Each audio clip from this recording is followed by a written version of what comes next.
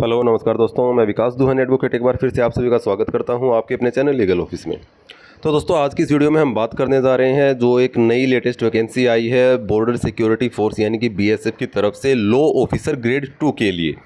जी हाँ दोस्तों, तो जो इसमें जो टोटल वैकेंसीज़ हैं वो 6 हैं, जिनमें से 5 वैकेंसीज ऑन रिजर्व के लिए हैं और 1 वैकेंसी है ओबीसी के लिए। और जो इसका पे स्केल है वो दिया गया है 67,700 रुपये से 2,08,700 रुपये तक एज पर 7th CPC। यहाँ दोस्तों, उसके बाद इन्होंने अपने ये भी बताया है कि जो वैकेंसीज़ हैं आर सब्जेक्ट टू चेंज, यानी कि वैकेंसीज बढ़ भी सकती हैं और घट भी सकती हैं। और इस बारे में जो भी अमेंडमेंट या नोटिस होगा सिर्फ और सिर्फ बीएसएफ की ऑफिशियल वेबसाइट पे ही डिस्प्ले किया जाएगा, जो कि है rectt.bsf.gov.in।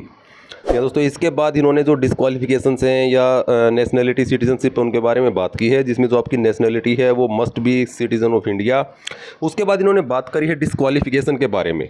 तो सबसे पहले इन्होंने बताया है no person who has entered into और contracted a marriage with a person having a spouse living, यानी कि कोई भी ऐसा पर्सन जो किसी ऐसे दूसरे पर्सन के साथ शादी करता है जिसके हस्बैंड या वाइफ उस टाइम पे अलाइव है, यानी कि वो जीवित है, या फिर who having a spouse living, यानी कि जो खुद शादीशुदा है और उसकी पति या पत्नी जीवित है और उसके बाद वो किसी दूसरे पर्सन से शादी करता है, तो वो दोनों सिचुएशन में जो पर्सन है वो डिस्क्वालीफाइड हैं, वो इस फॉर्म के अप्लाई नहीं कर सकते हैं।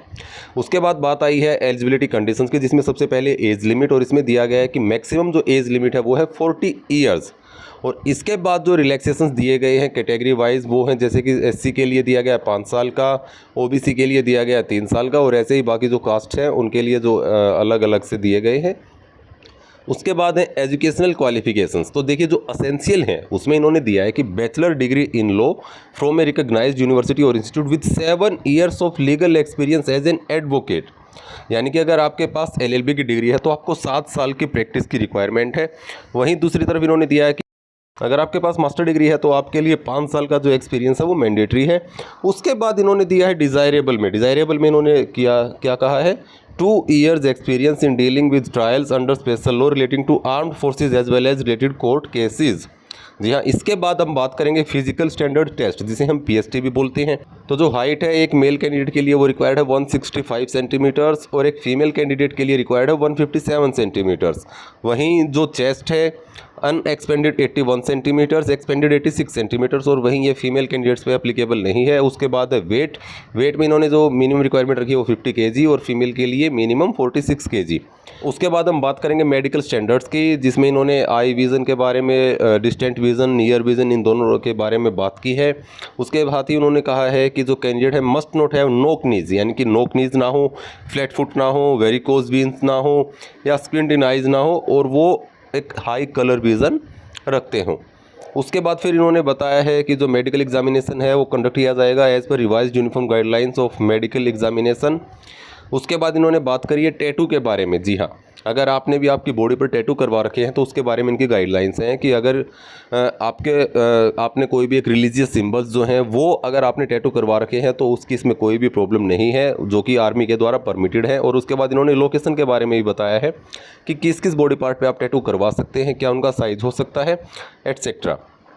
इसके बाद आगे इन्होंने बताया है कि जो process of certification and format of certificates है, यानी कि आपके जो रिजर्व कैटेगरी के सर्टिफिकेट हैं, एज रिलैक्सेशन के हैं, या कोई भी सर्टिफिकेट्स हैं जो आप क्लेम कर रहे हैं वो किस फॉर्मेट में होंगे। इसके बाद फिर हम बात करेंगे सिलेक्शन प्रोसीजर की।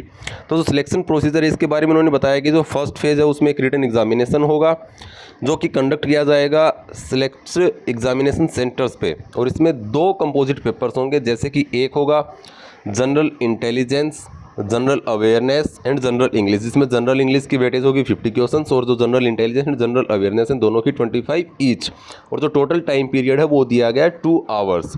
ये तो था फर्स्ट पेपर। और इसके बाद जो सेकंड पेपर है वो होगा प्रोफेशनल सब्जेक्ट्स का, जो कि है 200 नंबर का, जिसमें जो प्रोफेशनल सब्जेक्ट है उसमें से ऑब्जेक्टिव क्वेश्चन आएंगे 60, जो कि MCQs होंगे, और उनकी वेटेज होगी 90 मार्क्स की।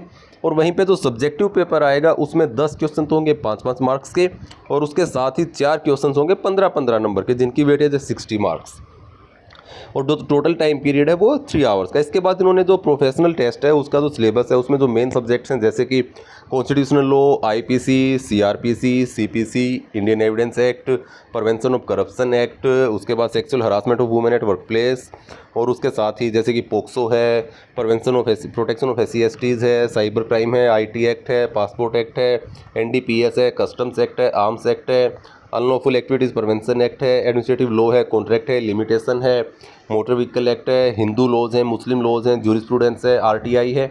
और ऐसे ही जो भी सब्जेक्ट्स होंगे उन सब की जो लिस्ट है वो यहाँ पे इन्होंने दे दी है। और उसके बाद इन्होंने बताया कि जो मिनिमम क्वालिफाइंग मार्क्स हैं in each paper shall be 50% for unreserved OBC and EWS and 45% for SC and ST candidates. ये जो क्वालिफाई करेंगे, यानी कि अगर आपकी 5 पोस्ट है अनरिजर्व्ड कैटेगरी में, तो ये 30 कैंडिडेट्स को उसके लिए कॉल करने वाले हैं। और उसके बाद इन्होंने बाकी जो इंस्ट्रक्शंस हैं वो दिए हैं कि आप मोबाइल फ़ोन, कैलकुलेटर एक्सेट्रा का यूज़ नहीं कर सकते हैं।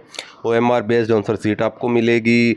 अगर जो कैंडिडेट है वो प्रॉपरली या रॉन्गली शेड्यूल करता है तो वो उसको गलत मान लेंगे। इसके बाद इन्होंने बात करी है डॉक्यूमेंटेशन की, उसके बाद फिजिकल स्टैंडर्ड्स की, और उसके बाद जो थर्ड फेज़ है वो होगा आपका इंटरव्यू का, और उसके बाद आपका होगा मेडिकल एग्जामिनेशन, और उसके बाद आपकी जो है फाइनल मेरिट लिस्ट वो तैयार होगी।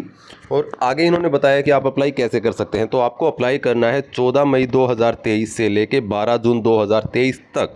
सारे की सारी जो एप्लीकेशन प्रोसेस है वो ऑनलाइन है, और आप BSF की वेबसाइट rectt.bsf.gov.in पर जाकर आप वहां से ऑनलाइन अप्लाई कर सकते हैं।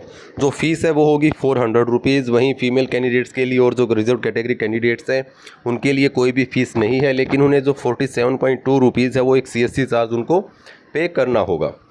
इसके बाद इन्होंने बताया कि रिक्रूटमेंट सेंटर्स क्या क्या होंगे, जैसे कि इन्होंने पहले ही जो है एक्सप्लेन कर दिया है कि जालंधर होगा, दिल्ली होगा, गुवाहाटी होगा, कोलकाता, गांधीनगर, BSF, और उसके बाद बेंगलुरु। ये जो है एग्जामिनेशन सेंटर्स होंगे। और इसके बाद फिर आगे इन्होंने कुछ और क्राइटेरिया जो हैं वो डिफ़ाइन किए हैं, कुछ और एक्स्ट्रा जो इनके पास नोटिस हैं वो इन्होंने जारी किए हैं। जो भी इंपॉर्टेंट इंस्ट्रक्शंस है वो यहाँ पे आगे आपको दिए गए हैं।